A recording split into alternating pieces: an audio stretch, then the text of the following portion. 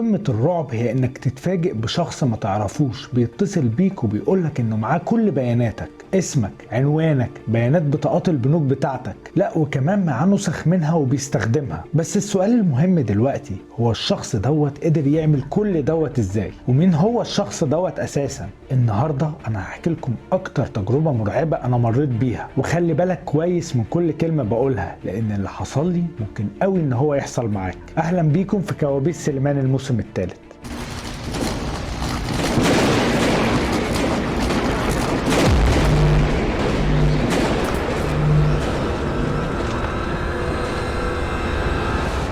أنا بقالي فترة كده موقف قصص الهاكرز والدارك ويب، والكل بقى كان عمال يبعت لي انت وقفت ليه يا سليمان قصص الهاكرز؟ كمل يا سليمان في السلسلة ديت جامدة جدا وانت احسن واحد بتعملها، هتنزل امتى بالجديد يا شبح؟ للأسف محدش كان يعرف كل اللي انا بمر بيه ولا حتى المصيبة اللي انا كنت محشور جواها بسبب المواضيع دي. بس النهاردة بقى انا قررت احكي لكم كل حاجة. من حوالي 3 شهور كده تقريبا كنت منزل بوست ان انا رايح سينما مع تيك توكرز ويوتيوبرز، وقلت ان لو حد حابب يحضر الفيلم معايا يجي ينورني، وفعلا رحت. وفي اليوم دوت قابلت ناس كتير وكنت فرحان قوي، بس على حظي بقى الدنيا كانت زحمة جدا في المول اللي رحته، مع انه ما كانش ويك اند ولا اجازة رسمية، بس الناس كانت فوق بعض لدرجة ان انا اتكعبلت في طفل صغير كده كان عنده 9 سنين وكان تايه من باباه ومامته من كتر الزحمة، وخليته يكلمهم من تليفوني وفضلت واقف معاه لحد لما لقاهم. بس عموما كل حاجة كانت ماشية كويس لحد لما قابلت بلاك ليجو.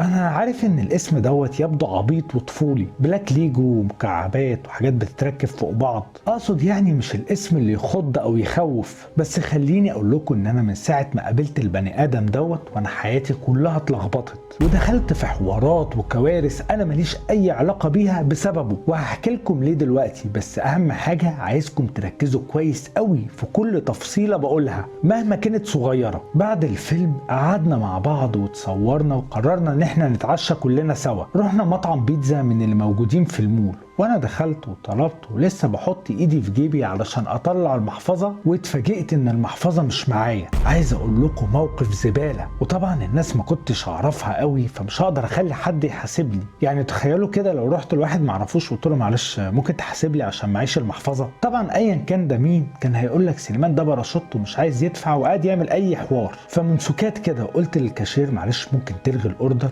وخدت بعضي ونزلت على العربية وقلت اشوفها في المكان اللي انا متعود اسيبها فيه. انا بصراحة عندي عادة كده ان انا اول لما بركب العربية بشيل المحفظة من جيبي اللي ورا وبسيبها في الكونسول اللي جنبي لانها بصراحة بتضايقني وانا قاعد. في ساعتها طرت على الباركينج ولما فتحت العربية لقيتها فعلا في المكان اللي انا كنت متوقع ان انا سايبها فيه. اخدتها وطلعت على المطعم وطلبت الاوردر واتعشيت معاهم، وبعدها اخدت واحد صاحبي يوتيوبر ورحنا نصلح الكاميرا بتاعته، وبعد لما صلحناها هو روح وانا روحت على البيت. القصة ابتدت بقى بعد اليوم دوت ب4 ايام. بالليل على الساعة 3 الفجر كده لقيت موبايلي بيرن، ولما بصيت لقيته رقم unknown اللي هو متصل غير معروف. رديت عليه لقيت واحد بيقول لي ازيك يا سليمان عامل ايه؟ قلت له انا كويس الحمد لله، مين معايا؟ قال لي انا بلاك ليجو. قلت له مين معلش؟ قال لي لا بقول لك يا سليمان انا عايزك تحفظ الاسم ده كويس عشان هتسمعه كتير قوي الفترة اللي جاية. قال لي بلاك ليجو. قلت له بلاك ليجو مين معلش؟ مين يعني مش فاهم؟ قال لي انا واحد من متابعينك. قلت له بس انت بتتصل على رقمي البرايفت، انت جبت الرقم ده منين؟ قال لي دي بقى انا هقول لك عليها بس لما تبقى تقابلني. ضحكت وقلت له ده هي الثقة الجامدة اللي انت فيها دي يا عم ليجو؟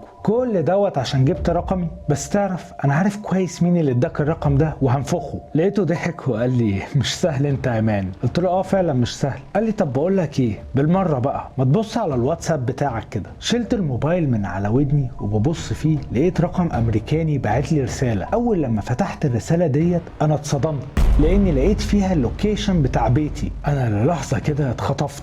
لقيته بيقول لي هو اللي اداني رقم تليفونك اداني برضو عنوانك واللوكيشن اللي انت قاعد فيه دلوقتي. قلت له هو انت جبت عنواني منين؟ قال لي يا الله هو انت مش لسه قايل انك مش سهل؟ وقعد يضحك باسلوب مستفز وراح قايل لي خليني اقول لك بقى يا سليمان ان مش ده بس اللي انا اعرفه عنك، انا اعرف عنك حاجات كتير قوي. قلت له هو انت عايز مني ايه بالظبط؟ قال لي انا عايز اقابلك. قلت له عايز تقابلني ليه؟ قال لي انا عايزك في شغل. قلت له يا عم انت هتنقطني بالكلام، ما تخلص وتقول شغل ايه وعايز ايه بالظبط. قال لي هتعرف كل حاجه لما اقابلك، عشان انا مش هينفع اقول لك اي حاجه دلوقتي في التليفون لحسن تليفونك يكون متراقب ولا حاجه. فقلت له متراقب؟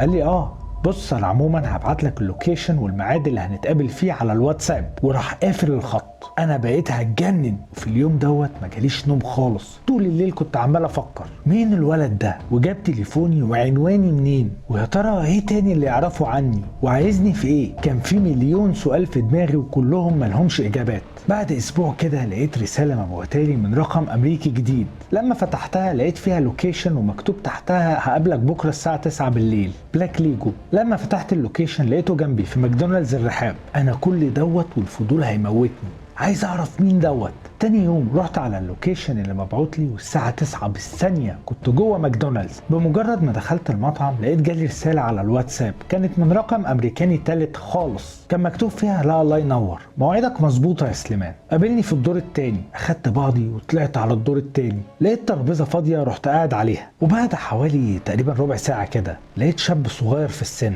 عنده تقريبا 22 23 سنة مش اكتر من كده. كان لابس سويت شيرت اسود وحاطط على دماغه الكابتشو بتاع السويت شيرت الاسود وبنطلون جينز ازرق، وماسك في ايده تري او صينيه يعني كان محطوط عليها وجبتين، وراح حاطط الصينيه على الترابيزه وقاعد على الكرسي اللي قدامي. قال لي ازيك يا سليمان؟ قلت له انت بقى بلاك ليجو؟ قال لي بالظبط كده، وراح مادد ايده ومسلم عليا بكل ثقه وكانه فرحان ومبسوط قوي ان هو قدر يجيبني لحد هنا. انا بصراحه نظرته ديت استفزتني جدا، فتعمدت ان انا كمان استفزه، فضحكت باستهزاء. قلت له الله العظيم. قال لي انت بتضحك على ايه؟ قلت له اصلك بصراحه كده عايش الدور قوي، حاطط لي زعبوط على دماغك وقعد تكلمني على برايفت نمبرز من سكايب، وعمال تبعت لي في رسائل على الواتساب من ارقام مضروبه، ومسمي لي نفسك بلاك ليجو وعامل لي فيها الديب السحلاوي. كل دوت يعني عشان تفهمني انك هاكر؟ لقيته بيبص لي وهو بيبتسم وما ردش عليا. قلت له لا بس تعرف واضح ان شخصيه لايم مأثره عليك قوي. قال لي وهو مبتسم كده انت بتتريق عليا يا سليمان؟ قلت له لا يا عم بتتريق ايه، حاشا لله. عموما بص انا قابلتك اهوت زي ما انت طلبت مني، ممكن تقول لي بقى مين اللي اداك رقمي وعنواني؟ وبعدين شغل ايه صحيح اللي انت كنت عايزني فيه؟ اوعى تكون عايز تشاركني ونشتري مع بعض ميكانو. ابتسم وقال لي ميكانو؟ طب ما تيجي ناكل الاول مع بعض عشان يبقى عيش وملح، انا عموما عامل حسابك ما تقلقش. قلت له لا يا عم ربنا يكرمك، انا ماليش والله في موضوع الهابي ميل دوت. ادوك اللعبه اللي مع الوجبه صحيح ولا ضحكوا عليك؟ لما قلت له كده اتغاظ مني قوي وما ردش عليا، وراح فاتح الساندوتش اللي كان معاه وابتدى ياكل منه. وهو بياكل راح قال لي كل يا سليمان ما تتكسفش، ده كله على فكره من خيرك. انا الكلمه ديت لفتت انتباهي قوي، فقلت له من خيري ازاي يعني؟ قال لي الاكل دوت ما ده انت اللي دافع حقه. فقلت له لا يا راجل. قال لي بجد على فكره انت فاكرني بهزر؟ هو البنك بتاعك ما بيبعتلكش رسائل باي ترانزاكشن او عمليات سحب بتحصل من الحساب بتاعك؟ فقلت له لا طبعا بيبعت لي. قال لي طب ما تبص على موبايلك كده يا شبح. انا بصراحه ما كنتش بهتم بالرسائل الاس ام اس اللي بتجيلي، لان نادرا ما بيبقى فيها اي حاجه مهمه، دايما بتبقى كلها اعلانات وعروض. طلعت الموبايل من جيبي وببص فيه لقيت ان فعلا كان مبعوت لي رساله. بفتح الرساله لقيتها مبعوتالي من البنك بتاعي، كان مكتوب فيها ان تم خصم 300 جنيه في ماكدونالدز الرحاب. انا ساعتها اتصدمت. بلاك ليجو بصلي وهو مبتسم وقال لي لسه برضه مش عايز تاكل يا شبح؟ على فكره صحيح هو ده بقى الشغل اللي كنت بكلمك عليه. انا كنت حرفيا مصدوم، معقول اكون نسيت المحفظه في العربيه ونسيت كمان العربيه مفتوحه؟ فهو بالصدفه شافني في الشارع وانا بنزل من العربيه، فاستنى لحد لما دخلت، وبعدين راح فتح العربيه واخد منها المحفظه، ودخل كمان اتعامل بالفيزا بتاعتي عادي جوه المحل. في ساعتها رحت حاطط ايدي على جيبي، بس المفاجاه بقى هي ان انا لقيت المحفظه، طلعتها وفتحتها لقيت موجود فيها كمان كارت البنك بتاعي. فاتصدمت اكتر لان اللي حصل دوت ملوش بالنسبه لي غير تفسير واحد بس، وهي ان الولد اللي قاعد قدامي ده اللي مسمي نفسه بلاك ليجو معاه نسخه تانية من الكارت البنك بتاعي. وده مستحيل انه يحصل، لان اي بنك في الدنيا ما بيطلعش غير نسخه واحده بس من كارت الفيزا، وحتى لو اتعمل نسخه تانية من كارت البنك دوت بتبقى بدل فائد او بدل تالف وبتلغي النسخه القديمه. فاللي حصل ده كله مش منطقي. قلت له انت عملت كده ازاي؟ قال لي بص بقى يا سليمان، انت بصراحه بتعمل قصص عن الهاكر حلوة قوي، بس يعني الادوات والطرق اللي بتتكلم عليها في الفيديوهات بتاعتك قديمة حبتين، وانا بقى معايا الجديد. قلت له طب وايه الجديد اللي معاك؟ قال لي والله بقى لو حابب تعرف يبقى لازم تشارك معانا، لازم يعني تبقى واحد من التيم. قلت له اشارك في ايه بالظبط؟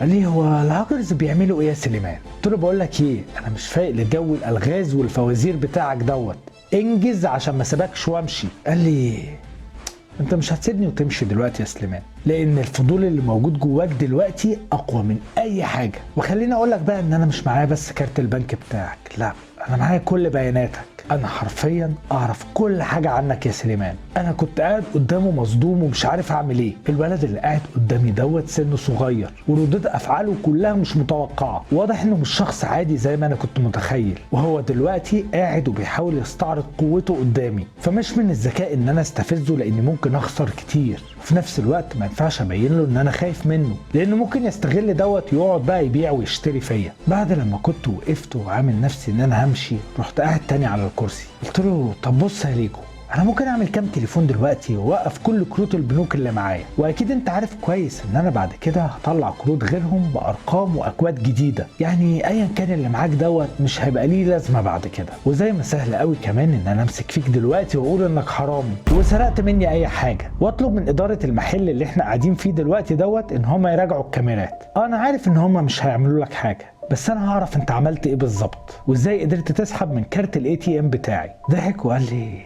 انت فعلا ممكن تعمل كده على فكره، بس تفتكر بقى بعديها اللي معايا هيسيبوك؟ احنا ممكن ما يبقاش ورانا اي حاجه غيرك انت يا سليمان، يعني هتبقى انت شغلنا الشاغل. ومش هقول لك احنا ممكن نعمل ايه، بس انا عايز اسالك سؤال، انت ليه بتفكر تعمل كل دوت وتبدا انت بالاذى؟ قلت له عشان ما اتعودتش ان حد يهددني ويلوي دراعي. قال لي ايوه بالظبط كده، وده برضو نفس اللي احنا بنعمله وعايزينك تساعدنا فيه، وعشان كده انا قابلتك. بص يا سليمان، انا اللي عملته معاك ده كله ما كانش عشان اهددك او اخوفك، انا اللي عملته دوت كان عشان اوريك قوتنا، عشان اوريك احنا ممكن نعمل ايه، عشان ما تبصليش بصة ان انا عيل صغير اللي انا شفتها في عينك من شوية، او عشان ما تفتكرش ان انا بقابلك عشان انت يوتيوبر ومعروف وفرحان ان انا عايز اقابلك. بس عموما اختصارا للوقت، لو حابب انك تبقى معانا انت هتستفيد واحنا كمان هنستفيد، يعني العلاقة هتبقى وين وين. ولو مش حابب بقى يا سليمان يبقى خلاص اعتبر ان قعدتنا ديت كلها ما حصلتش اصلا. وراح حاطط ايده في جيبه وطلع ال 300 جنيه وقال لي دول ال 300 جنيه اللي انا خدتهم منك. قلت له لا يعني مش فكره فلوس، وبعدين انا هستفيد ازاي منكم؟ قال لي لا انت معانا هتعرف حاجات كتير، هتعرف طرق وادوات اختراق عمرك ما كنت ممكن تتخيل انها موجوده. بذمتك ما نفسكش تدخل العالم اللي بقالك اكتر من سنتين بتتكلم وبتحكي عنه في قناتك؟ ما نفسكش ترجع يا ديد كود؟ انا بصراحه الحماس والفضول اخدوني اللحظه كده. قلت له انا قبل ما ادخل احب افهم. قال لي تمام وانا هقول لك كل حاجه بس مش هنا، تعالى معايا. قلت له هاجي معاك فين؟ قال لي هوديك للمكان اللي فيه اجابات لكل اسئلتك. قمت ومشيت معاه، وقبل لما نخرج من المكان لقيته راح لموظف من اللي شغالين في المطعم. قال له معلش لو سمحت انا في 100 جنيه وقعت مني. قال له والله للاسف احنا ما حدش جاب لنا حاجه، بس حضرتك ممكن تسيب رقم تليفونك ولو حد جاب لنا حاجه هنكلمك. قال له طب معلش ممكن نراجع الكاميرات عشان اشوفها وقعت مني فين؟ الموظف دوت راح قال له والله للاسف سيستم الكاميرات وقع النهارده من الصبح، واحنا عموما بعتنا للشركه عشان تيجي تشوفه بس محدش جه لحد دلوقتي. تحب تسيب رقم موبايلك؟ بلاك ليجو راح قال له لا خلاص مش مهم كتر خيرك. واخدني وخرجنا من المطعم، واحنا ماشيين راح قال احنا ما بنسيبش حاجه للصدفه يا سليمان. بصراحه عجبني قوي، وفضلت ماشي معاه لحد لما وصلنا لعربيه بي ام دبليو كان شكلها رايق كده، لونها اسود وازازها فاميه اسود غامق. فتح العربيه وقال لي اركب، وابتدينا نتحرك بالعربيه. بعد شويه قلت له هي دي عربيتك؟ قال لي عربيتي. قلت له حلو والله ما شاء الله. قال لي وقريب جدا انت كمان هيبقى معاك واحده زيها. قلت له ودي كمان من ضمن الشغل اللي عايزيني فيه؟ قال لي كل حاجه في وقتها يا سليمان. وفضلنا ماشيين بالعربيه لحد لما خرجنا من الرحاب وطلعنا على الطريق الدائري. بعدها لقيته بيطلع من تابلوه العربيه كيس قماش اسود وبقول لي معلش يا سليمان خد البس ده على دماغك لان مش هينفع تعرف احنا رايحين فين. قلت له انت مخوني؟ قال لي ما هو انت لسه ما قررتش يا سليمان هتبقى معانا ولا لا.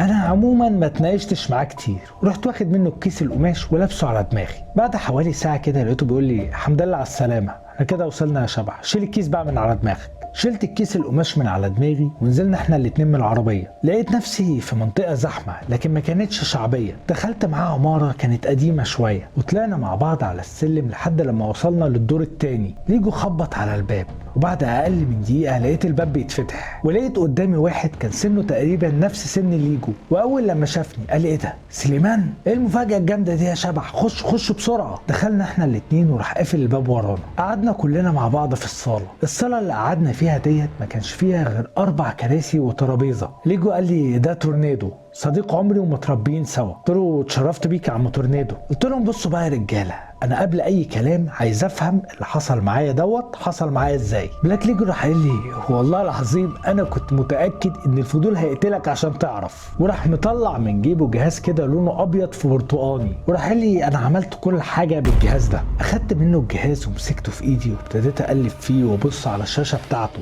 لقيت مرسوم شكل دولفين على الشاشه وزي ما يكون يعني لعبه اطفال.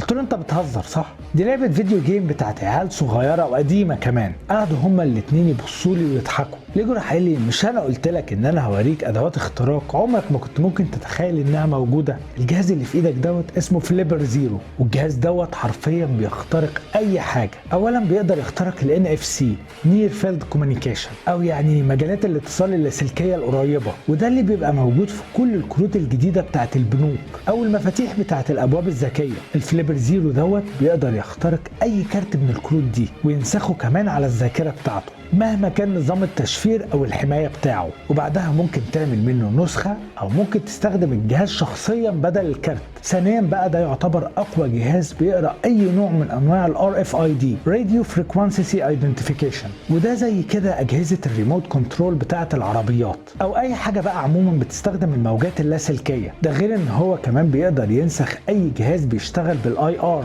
او الانفراريد زي كده ريموت التلفزيون او التكييف. ده مش كده وبس، ده انت كمان ممكن تستخدم الجهاز دوت كرابر داكي. بتجهز اي سكريبت وبتحطه على الفليبر زيرو، وبمجرد ما الفليبر زيرو دوت يوصل باي جهاز كمبيوتر بينسخ السكريبت او الاكواد اللي انت اديتها له دي كلها في الباك جراوند او في الخلفيه يعني، وبتقدر بكده تخترق الكمبيوتر وتعمل فيه اللي انت عايزه. انت كمان تقدر تنزل الابلكيشن بتاعه على موبايلك الخاص بالفليبر زيرو وتعمل عليه كونكت او اتصال، وتقدر تتحكم ريموتلي او من على بعد بالجهاز. تخيل. وبالنسبه لي انا بقى شخصيا اقوى ميزه في الجهاز دوت هو الانطباع الاول، يعني زي ما حصل كده معاك. اي حد بيشوف الجهاز دوت وهو في ايدك بيفتكره فيديو جيم او لعبه اطفال. انا كنت بسمع الكلام اللي بيقوله وانا مذهول. قلت له انا كده جمعت وعرفت انت اخترقتني بايه، بس اللي عايز اعرفه بقى دلوقتي هو انت اخترقتني ازاي؟ قال لي ده بقى الجزء الصعب. فاكر اليوم اللي انت اعلنت فيه انك رايح السينما؟ انا بقى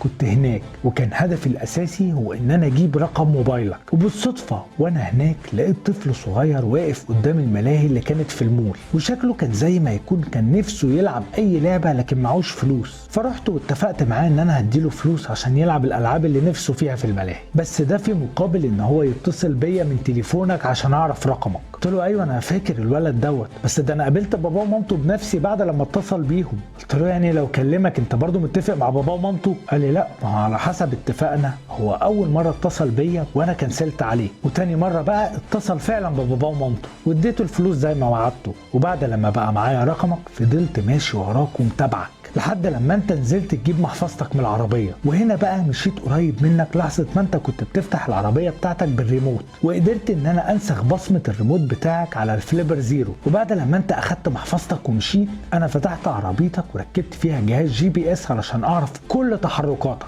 وده بقى اللي عرفت عن طريقه مكان بيتك وكمان مكان شغلك. المهم ان انا بعد كده طلعت وراك على نفس المطعم اللي انت كنت بتشتري منه الاكل بتاعك، وكنت واقف وراك بالظبط واستنيت لحد لما حسبت، وبمجرد ما حطيت المحفظه في جيبك انا قربت الفليبر زيرو من جيبك ونسخت كارت الفيزا بتاعك وهو جوه جيبك جوه محفظتك. قلت له برافو، الحقيقه انت بهرتني. قال لي تلميذك يا سليمان. قلت له طب وايه بقى الموضوع اللي انت عايزني معاكوا فيه؟ قال لي بص بقى يا سليمان، احنا طبيعه شغلنا هي اننا بنيجي على المفتري، بنحقق العداله، او بمعنى اخر في ناس كتيره بتتاجر في حاجات ممنوعه زي السلاح، المخدرات، الاثار، الاعضاء. يعني حاجات من هذا القبيل. المشكله بقى هي ان الناس ديت مستحيل يتقبض عليهم، ورقهم دايما بيبقى قانوني ومتستف ما فيهوش غلطه، وحتى لما بيقعوا بيجيبوا واحد غلبان يشيل الليله مكانهم. واحنا بقى بنبقى بالظبط كده يا سليمان زي ما انت بتقول في القصص بتاعتك،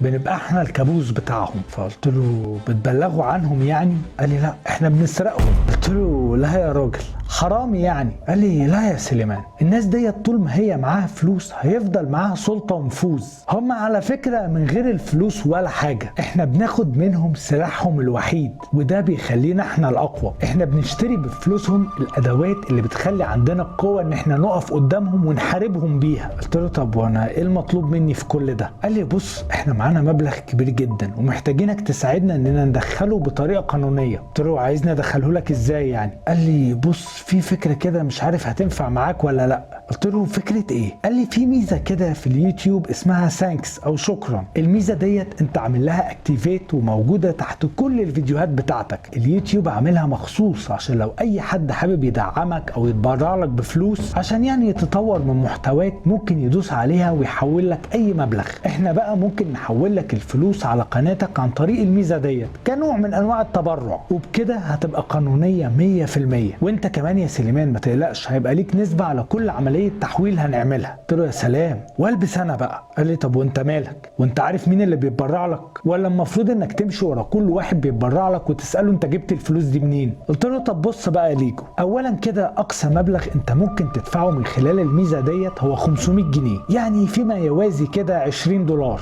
ويعني على الكلام اللي انت حكيته لي المبلغ اللي معاكوا اكيد كبير فمش هينفع. تورنيدو قال لي بقول لك ايه يا سليمان ما تشغلش دماغك بالموضوع دوت، احنا عندنا اكونتات كتير قوي، هنعمل روبوت سوفت وير وهو اللي هيبقى مسؤول عن عمليات التحويل ديت، هنخليه كل 30 ثانيه يعمل عمليه تحويل بدون اي تدخل مننا. قلت له بقول لك ايه انا مش حابب الفكره ديت ومش عايز كمان ادخل السوشيال ميديا بتاعتي في اي حاجه. بلاك ليجو راح قال لي طب بص خلاص يا سليمان انا عندي فكره تانية، ايه رايك لو عملنا صفحه تعليميه يكون عليها كورسات اونلاين مدفوعه؟ الكورسات ديت هتبقى بتتكلم عن البيزنس والهاكينج وعن كل حاجه، احنا بقى هندخل على اننا زباين وهنشترك في الكورسز ديت وندفع فلوس كتير ونبتدي نعمل كل عمليات التحويل بتاعتنا على الصفحه ديت. قلت له يا بني ادم حاول تفهم، في حاجه اسمها متوسط دخل، يعني مثلا انا بيدخل لي كل شهر بمعدل ثابت 10 دولار، لو زادت بقت 50 60 70 80 100 حتى كل ده عادي، لكن لو بقت 10,000 ده كده اللي مش منطقي. وهنا بقى البنك المركزي هيلاحظ وساعتها هيبلغ مباحث الاموال العامه وهخش بقى في قضيه وقصه ومن اين لك هذا وهنتجاب في الاخر كلنا. سكتنا بعد كده كلنا شويه كده وبعدين رحت قايل له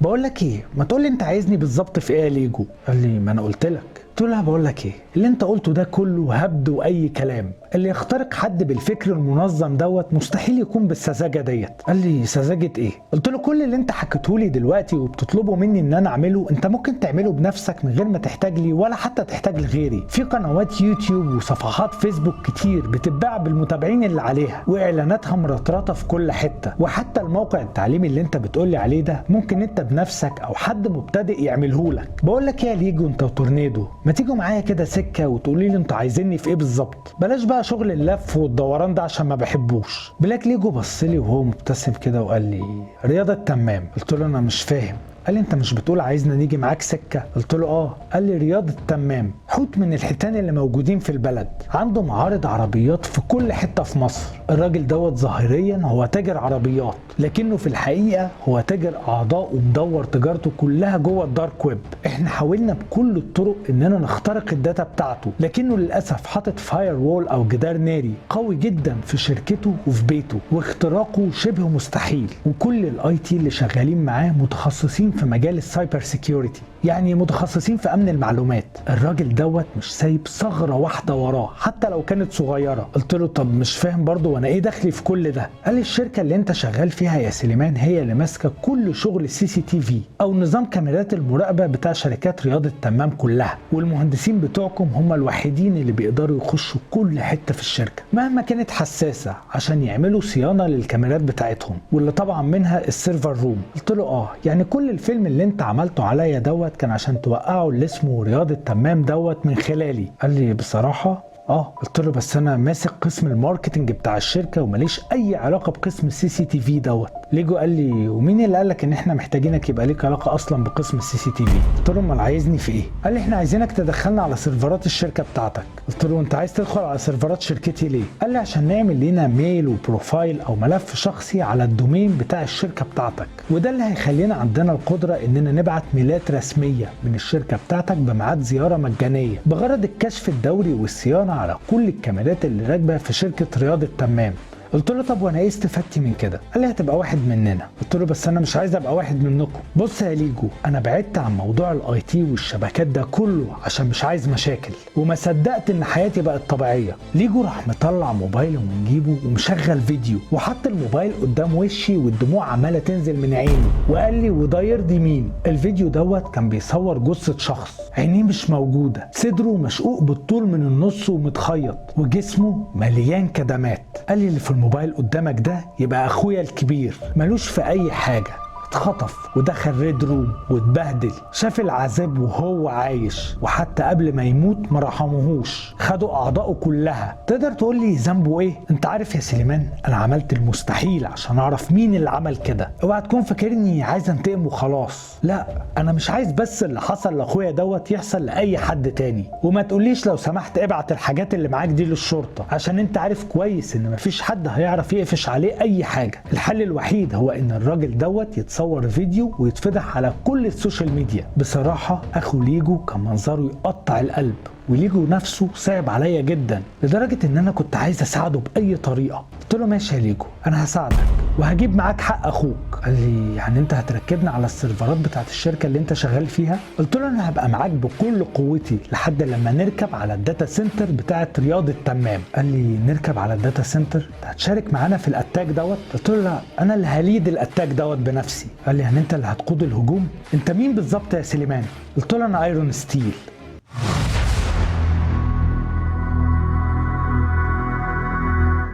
طيب لو عايزين تعرفوا ايه اللي هيحصل استنوني في الكابوس الجاي. دي سلسلة الدارك ويب الجديدة وهتبقى من اقوى السلاسل اللي نزلت في قناة كوابيس سليمان. كل اللي محتاجه منكم بس هو تشجيعكم عشان نقدر نكمل مع بعض للمليون. مش عايزين ننسى الحلم يا اشباح، مليون شبح جوه الكابوس، مكملين ومع بعض ومفيش حاجة هتوقفنا. واشوفكم على خير في الكابوس الجاي.